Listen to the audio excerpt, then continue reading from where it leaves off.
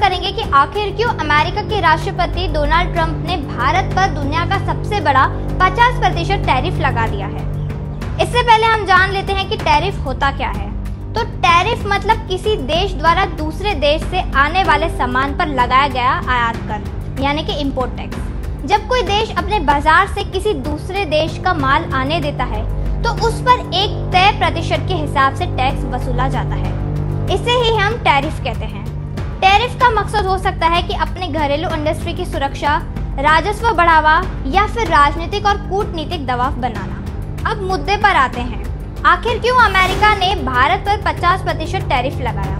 तो अमेरिका के राष्ट्रपति डोनाल्ड ट्रंप ने भारत पर दुनिया का सबसे ज्यादा 50% टैरिफ लगा दिया है। पहले 25% शुल्क लगाया गया था और फिर अतिरिक्त 25% जोड़कर ये कुल 50% हो गया है। ये किसी भी देश पर अमेरिका द्वारा लगाया गया सबसे बड़ा शुल्क है। भारत के बाद केवल ब्राजील पर ही इतना शुल्क लगाया गया है, जबकि बाकी देशों पर इससे आधा ही टैरिफ है। व्हाइट हाउस के मुताबिक ये फैसला इसलिए लिया गया क्योंकि भारत ने अमेरिका के दबाव के बावजूद रूस से तेल खरीदना बंद करने से साफ इनकार कर दिया। व्हाइट हाउस के व्यापार सलाहकार पीटर नवारो ने बताया कि ये निर्णय व्यापारिक नहीं बल्कि राष्ट्रीय सुरक्षा से जुड़ा है। उनके अनुसार भारत अमेरिकी उत्पादों पर दुनिया में सबसे ज्यादा शुल्क लगाता है और ऊंची गैर शुल्क बाधाएं भी रखता है, जिससे अमेरिकी सामान वहां बेचना मुश्किल होता है। व्हाइट हाउस के व्यापार सलाहकार पीटर नवारो ने आरोप लगाया है कि अमेरिका भारत से भारी मात्रा में डॉलर खर्च कर सामान खरीदता है, फिर भारत उन्हें डॉलर से रूस से तेल खरीदता है।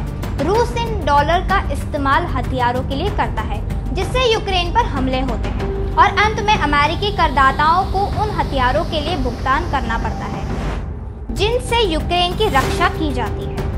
उन्होंने कहा कि ये गणित सही नहीं है और इसे रोकना होगा।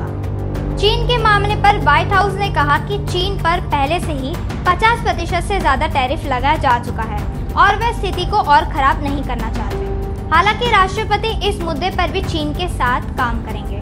व्हाइट हाउस के गृह सुरक्षा सलाहकार स्टीफन मिलर ने कहा कि भारत दुनिया में रूसी तेल के सबसे बड़े खरीदारों में से एक है। भारत के विदेश मंत्रालय ने इस कदम को अनुचित और अविवेकपूर्ण बताया है और कहा कि किसी भी बड़ी अर्थव्यवस्था की तरह भारत अपने राष्ट्रीय हित और आर्थिक सुरक्षा की रक्षा के लिए सभी जरूरी कदम उठाएगा। मिलते हैं आपसे अगली वीडियो में, तब तक देखते रहिए द ताज़ा खबर।